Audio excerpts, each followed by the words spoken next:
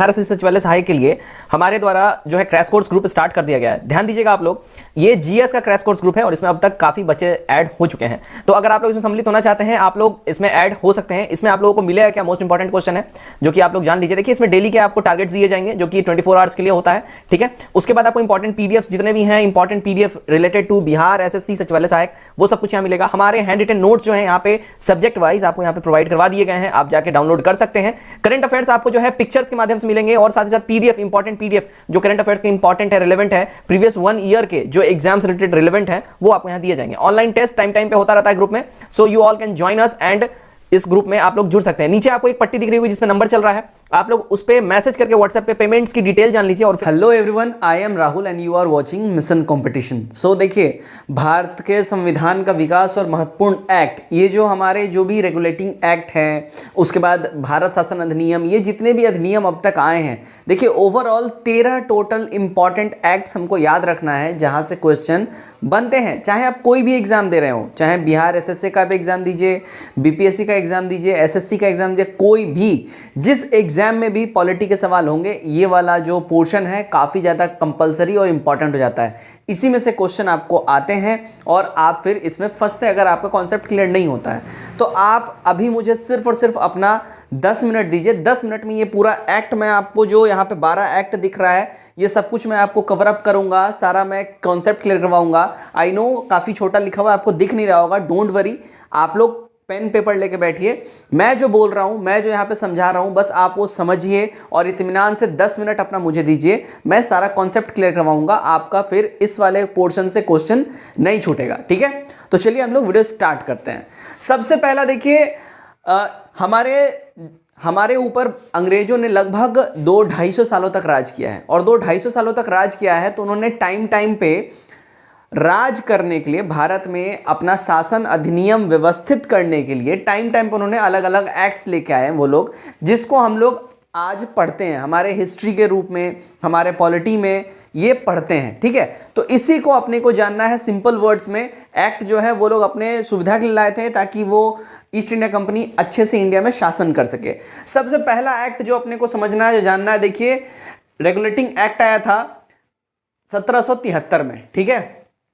उस समय वहां पे पीएम थे लॉर्ड नॉर्थ, ठीक है, लॉर्ड नॉर्थ वहां पे उसमें पीएम थे। उन्होंने एक समिति का, उच्च स्तरीय समिति का गठन किया था, जिसके द्वारा ये रेगुलेटिंग एक्ट उसके बाद आया था, ठीक है। इसके तहत क्या हुआ था, मद्रास और मुंबई, ये दोनों प्रांतों को कलकत्ता प्रांत के अधीन कर दिया गया। समझ में आ गया।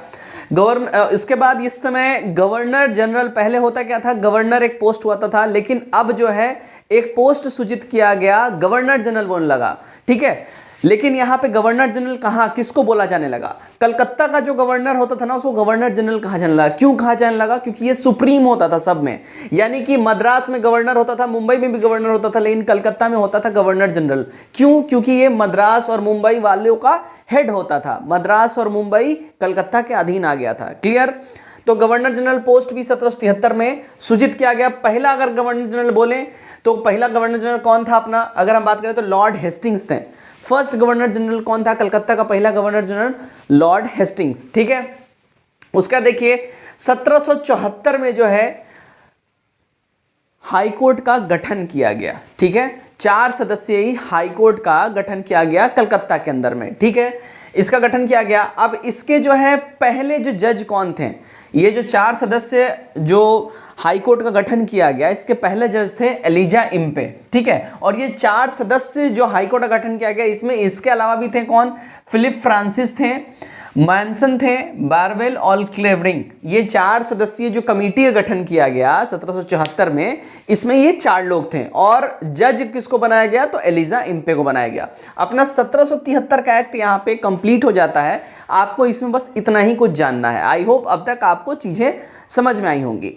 नेक्स्ट वाला हमारा एक्ट है 1774 का एक्ट, जिसको हम लोग पिट्स इंडिया एक्ट भी बोलते हैं, ठीक, पिट्स इंडिया एक्ट भी बोलते हैं। इसके तहत क्या किया गया, देखिए इसके तहत बिजनेस और पॉलिटिक्स, यानी कि व्यापार और शासन, इसको अलग कर दिया गया, सेपरेट किया गया 1774 के पिट्स इंडिया एक्ट में, ठीक है। ट्रेड को छोड़ के सैन्य असैन्य राजस्व सब नियंत्रण बोर्ड ऑफ कंट्रोल को दे दिया गया। यहां से द्वैध शासन का शुरुआत हुआ जो कि 1885 तक चला था। यह आपको ध्यान में रखना होगा, ठीक है।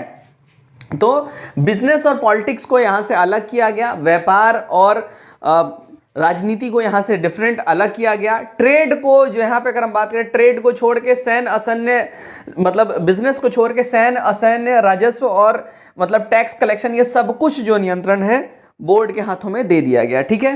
और यहां से द्वैध शासन की शुरुआत हुई जो 1885 तक चली। अब आता है चार्टर एक्ट, आता है अपना 1793 का चार्टर एक्ट आता है। इसके तहत क्या किया गया, व्यापारिक अधिकार को जो है 20 साल के लिए बढ़ा दिया गया, ठीक है। ईस्ट इंडिया कंपनी का व्यापारिक ट्रेड करने का जो अधिकार था, जो राइट था, अब यहां पे ट्रेड करने का राइट क्या था ये भी समझिएगा, मोनोपोली था, यानी कि एकाधिकार था इनका, यानी कि भारतीय क्षेत्र में ईस्ट इंडिया कंपनी के अलावा और कोई भी बिजनेस नहीं करेगा। तो ये जो इनका जो राइट्स है 20 साल के लिए और एक्सटेंड कर दिया गया। तो अपना बेसिकली 1793 का जो चार्टर एक्ट आया था इसीलिए फेमस है काफी ज्यादा। और यहां पे क्या किया गया कि जो बोर्ड ऑफ कंट्रोल जो इंग्लैंड में बैठे हुए थे, समझिएगा, जो इंग्लैंड में बोर्ड ऑफ कंट्रोल जो मेंबर्स थे वहां पे, है ना, उन सबका सैलरी भारत के कोष से दिया जाना, मतलब यहां से जो टैक्स कलेक्शन होता था भारत से और जो फिर इंग्लैंड भेज दिया था खजाना में, तो बेसिकली जो इंडिया से जो पैसे जाते थे वहां पे, अब यहां से ही सैलरी निकाल के, मतलब बोर्ड ऑफ कंट्रोल वहां बैठा है और सैलरी भारत के पैसों से दी जाने लगी। तो 1793 का एक्ट दो इंपॉर्टेंट चीजों की वजह से फेमस है। 20 साल का इनको एक्सटेंशन मिला बिजनेस को लेके ईस्ट इंडिया कंपनी को, और बोर्ड ऑफ कंट्रोल का सैलरी इंडिया से जाने लगा, ठीक है। फिर आता है चार्टर एक्ट, आता है 1813 का। यहां पे क्या हुआ, व्यापार के एक अधिकार को खत्म कर दिया गया, लेकिन यहां भी टर्म एंड कंडीशन लगाया गया। व्यापार के अधिकार को खत्म तो कर दिया गया, लेकिन चाइना के साथ और चाय पे इनका मोनोपोली अभी भी कायम रखा गया। बोला गया कि तुम इंडिया में एक अधिकार तुम्हारा समाप्त होता है, लेकिन इंडिया में भी जैसे जो चाय के बागान वगैरह थे जो ईस्ट इंडिया कंपनी ने उस समय स्टैब्लिश करवाए थे, तो मतलब जो काउंसिल ऑफ इंग्लैंड था उन्होंने बोला कि ठीक है आप चाय पे एक अधिकार रखिए, चाइना के साथ भी बिजनेस का एक अधिकार रखिए, लेकिन बाकी सारे ट्रेड लाइक जहाज रानी हो गया, आपका कपड़ा हो गया, अफीम हो गया, शेरा हो गया, इन सब पे ट्रेड बोला कि बाकी और दूसरे बिजनेस वाले भी आके इंग्लैंड से यहाँ पे करेंगे। तो ट्रेड का मोनोपोली इनसे खत्म कर दिया गया। अब यहाँ पे क्या किया गया, 1 लाख सालाना, समझिएगा 1 लाख सालाना भारतीयों को लिटरेचर के विकास के लिए, उन पे काम करने के लिए कहा गया कि ये दिया जाएगा, मिला तो नहीं किसी को, दिया जाएगा, ठीक है। और साथ ही साथ ईस्ट इंडिया कंपनी का जो है ना, क्या किया गया कि बोला गया कि तुम्हारा एक्सटेंड किया जा रहा है 20 साल के लिए लाइसेंस, किस चीज का, टैक्स कलेक्शन का, ठीक है। ईस्ट इंडिया कंपनी का जो है 20 साल के लिए टैक्स कलेक्शन का जो एकाधिकार है इसको बढ़ा दिया गया। क्लियर, यहां पे अपना 1813 का एक्ट, चार्टर एक्ट खत्म होता है। अब आता है चार्टर एक्ट 1833 का, ये काफी इंपॉर्टेंट है, समझिएगा। यहां से सबसे पहला संविधान निर्माण करने का सबसे पहला संकेत यहां से मिलता है कि यहीं पे एक तरीके से ईस्ट इंडिया कंपनी और साथ ही साथ जो लंदन में बैठे हुए थे जो लोग यहां इंडिया को कंट्रोल कर रहे थे, तो यहां से एक थोड़ा सा सिंबल मिलता है कि यहां से ये लोग कुछ इंडिया में अच्छा करना चाहते हैं और अच्छा शासन व्यवस्था लाना चाहते हैं। इसके बाद उन्होंने क्या किया कि ट्रेड का मोनोपोली पूर्ण तरीके से 1833 में खत्म हो गया। जो चाय और चीन के साथ भी मोनोपोली था ईस्ट इंडिया कंपनी का, उसको यहां पे समाप्त कर दिया गया, ठीक है।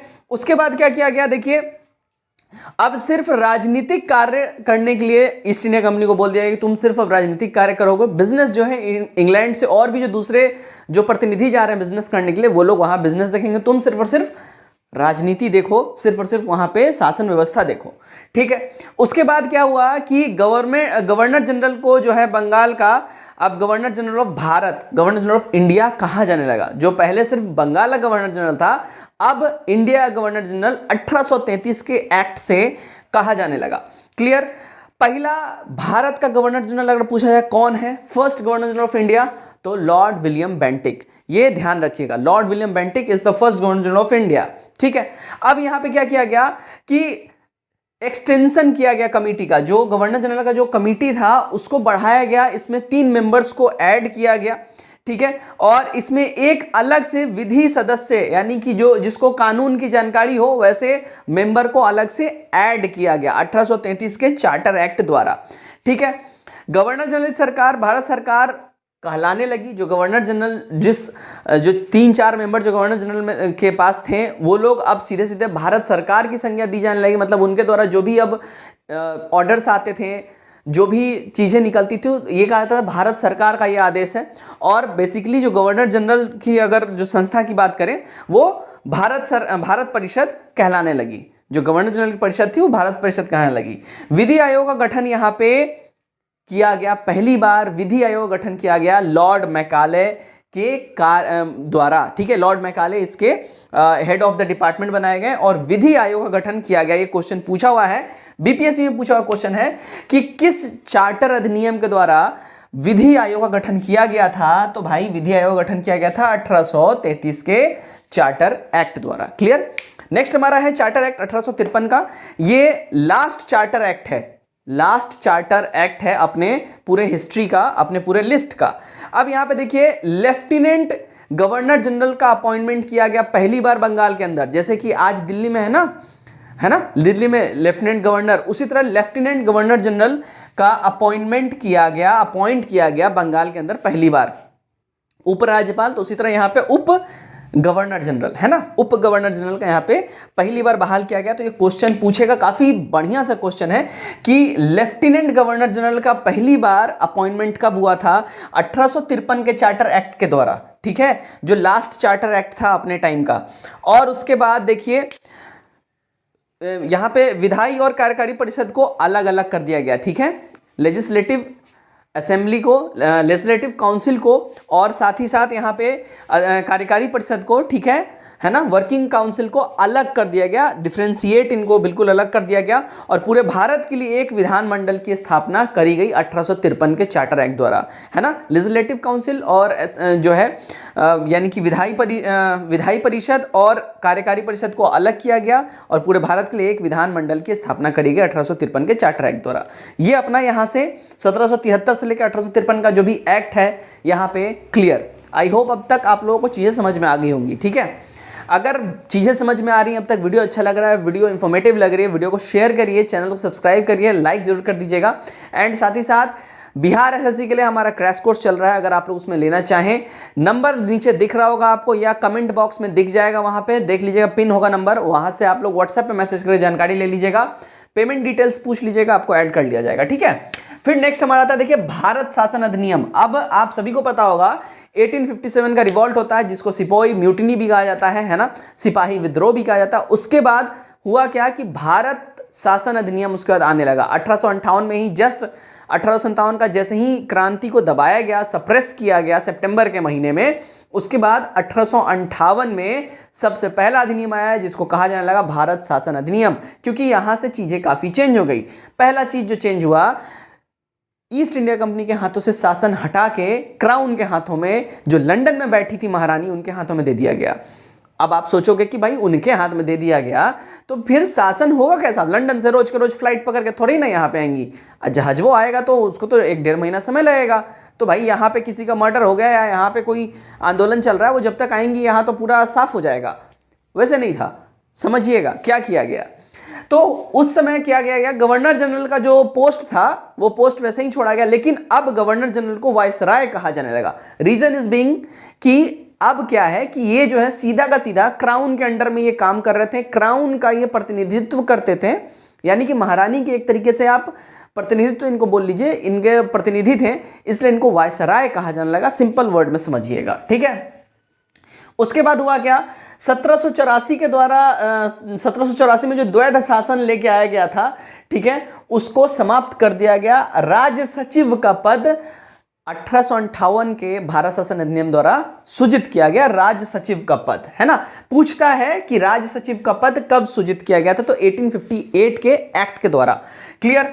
उसके बाद देखिए राज सचिव का पद बनाया गया, इसमें देखिए 15 मेंबर भारत परिषद में फिर एड ऑन करे गए और भारत पर शासन करने का अधिकार जो है अब गवर्नर जनरल की जगह वायसराय बना दिया गया। बेसिकली गवर्नर जनरल वही था, उसका नाम बदल दिया गया, वायसराय कर दिया गया। तो पहले जो है अगर आपसे क्वेश्चन पूछे कि आखिरी गवर्नर जनरल कौन था, तो लॉर्ड कैनिंग। पहला वायसराय भारत में कौन था? Lord Canning. Simple is that, ठीक है, पहला वायसराय लॉर्ड कैनिंग। अब इसके बाद आता है हमारा 1861 का भारत परिषद अधिनियम। इसमें देखिए गवर्नर जनरल के कार्यकारिणी परिषद का विस्तार किया गया, जिसमें कि 5 सदस्यों को जोड़ा गया, ठीक है।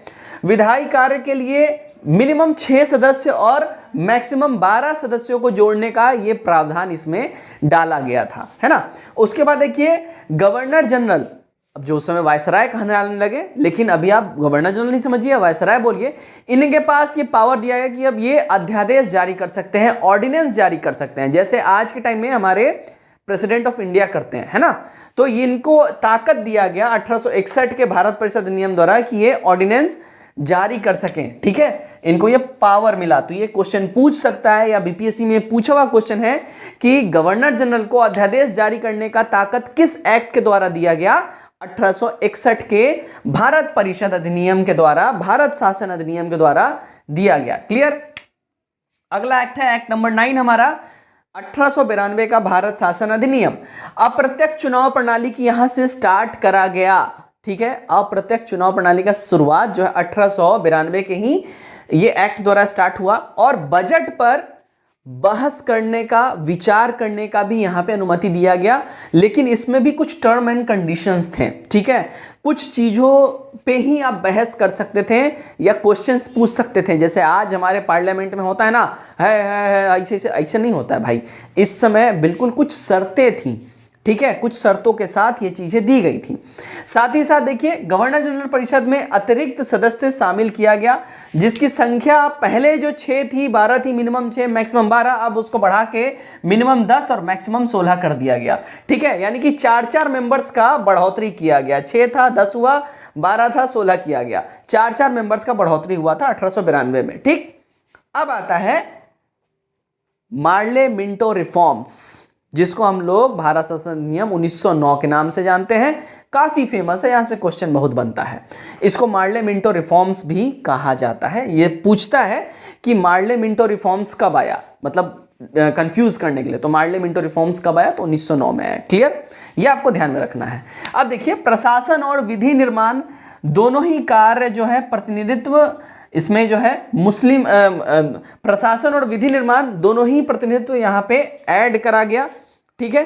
दूसरा बात, मुस्लिम्स के लिए जो है अलग से निर्वाचन मंडल की यहां पे व्यवस्था करी गई। बेसिकली यहीं से डिवाइड एंड रूल का पॉलिसी इनका स्टार्ट हो जाता है, ठीक है ना, कि फूट डालो और राज करो, तो वो वाला यहां से स्टार्ट हो जाता है। क्योंकि यहां पे इन्होंने मुस्लिम्स को ये उनके दिमाग में बीज डाला कि देखो तुम स्पेशल हो, तुम यहां पे अल्पसंख्यक हो, ठीक है, और तुम अलग चीजों के हकदार हो, तुम्हारे साथ चीजें अलग होनी चाहिए। जो कि उस समय तक सब कुछ बराबरी करके सभी चल रहे थे, भारतीय एकजुट रह रहे थे। लेकिन इस एक्ट के बाद चूंकि अब गवर्नमेंट ही जब डिस्क्रिमिनेशन कर रही है, तो जाहिर सी बात है जनता के दिमाग में भी ये चीजें आएंगी कि हाँ, अगर गवर्नमेंट हमको ये स्पेशल फीचर्स दे रही है, स्पेशल क्राइटेरिया हमारे साथ कर रही है, मतलब हम लोग स्पेशल हैं, तो कहीं ना कहीं नेगेटिव थॉट यहां से डाला गया। क्लियर। मुस्लिम के लिए अलग निर्वाचन मंडल यहां पे डाला गया।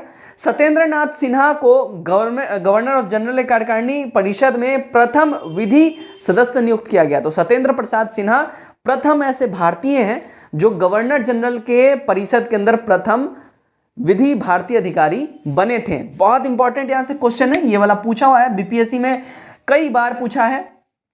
तो सत्येंद्र प्रसाद सिन्हा गवर्नर जनरल के कार्यकारिणी में प्रथम विधि सदस्य नियुक्त हुए थे। प्रथम ये भारतीय थे जो गवर्नर जनरल परिषद में गए थे। क्लियर। केंद्र और प्रांतीय शक्ति को बढ़ाया गया। यहां पे केंद्र और प्रांतीय शक्ति को और भी ज्यादा एक्सटेंड किया गया, और भी ज्यादा बढ़ाया गया। क्लियर। तो अपना एक्ट 1909 यहां पे कंप्लीट होता है। अब आता है 1909 का एक्ट, जो कि काफी ज्यादा इंपॉर्टेंट एक्ट है, बहुत इंपॉर्टेंट एक्ट है। समझिएगा 1909 का जो एक्ट है, यहां पे द्विसदनीय व्यवस्था स्थापित करी गई। केंद्रीय विधान परिषद की जगह पर राज्य परिषद की स्थापना करी गई। अच्छा, राज्य परिषद जो है उस समय राज्य परिषद is equal to higher house, ठीक है। जैसे अपर हाउस, अभी जैसे हमारा राज्यसभा है उसी तरह राज्य परिषद था, अपर हाउस है ना, उच्च सदन, और विधानसभा यानी कि निम्न सदन। क्लियर है। राज्य परिषद में देखिए टोटल 60 मेंबर होते थे, ठीक है, ध्यान रखिएगा, टोटल 60 मेंबर होते थे। और यहां पे अगर हम बात करें तो 5 साल इनका टेन्योर होता था, और इसमें से 34 जो है निर्वाचित होते थे। 60 मेंबर होते थे, 34 निर्वाचित होते थे, बाकी के जो बच जाते हैं वो मनोनीत होते थे, और 5 साल इनका टेन्योर था। क्लियर रखिएगा इस बात को, बहुत इंपॉर्टेंट पॉइंट्स आपको हम बता रहे हैं।